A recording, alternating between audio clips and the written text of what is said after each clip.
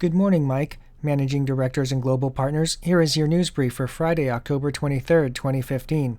The Treasury Department delayed an auction of 2-year notes yesterday due to concerns their sale might put the U.S. over the legal debt limit.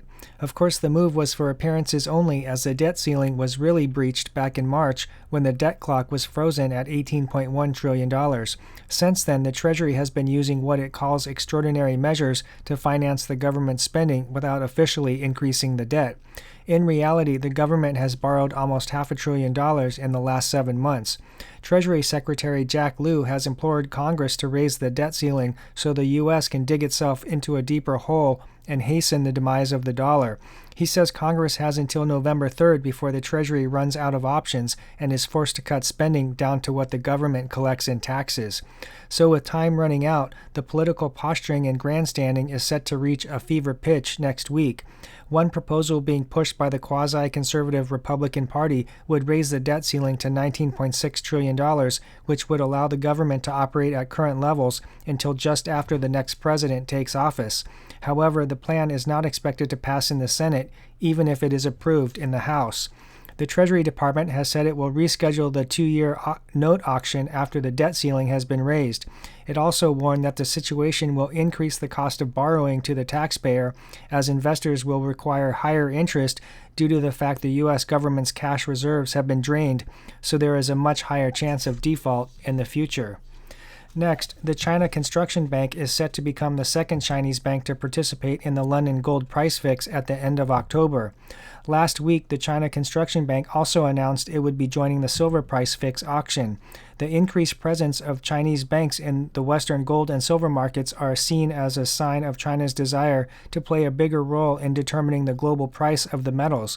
Meanwhile, China is reported to be continuing to work on establishing its own price benchmarking system that will compete with the LBMA and the CME. Next, according to a study by Blackstone, one of the largest hedge funds around, Americans in their 20s and 30s, otherwise known as millennials, aren't saving enough for retirement, which would force them to work until the day they die. Appearing on CNBC, Blackstone president and COO Tony James said that Social Security alone will not be enough for today's youth to live comfortably past their working years. Unfortunately, his solution is for the government to create a forced retirement savings account that would be matched by employers and managed by the Social Security Administration. So in other words, Blackstone's plan is simply to increase the size and scope of one of the world's biggest Ponzi schemes.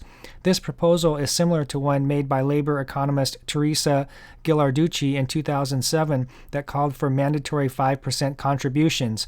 Blackstone's plan would only require 3% contributions, so we're guessing that would be 1.5% from the employees and 1.5% from employers. James says the key to success would be getting the funds to operate like a pension plan that earns 7 to 8% returns rather than 401k plans that typically earn about 3 to 4%. Under Blackstone's plan, the government would also guarantee a minimum of 2% returns per year.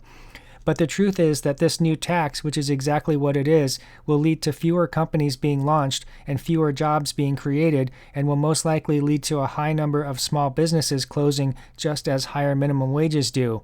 This leads to the next problem, which is it doesn't do anything for the millions of millennials who are unemployed or severely underemployed. Instead, it is just another well-intentioned Keynesian fantasy that the government should be there to guarantee us a good life. Unfortunately for all, the government can only deliver on these promises under a fiat paper currency system that is certain to collapse when so much is printed that it loses all of its purchasing power. And that's your news brief.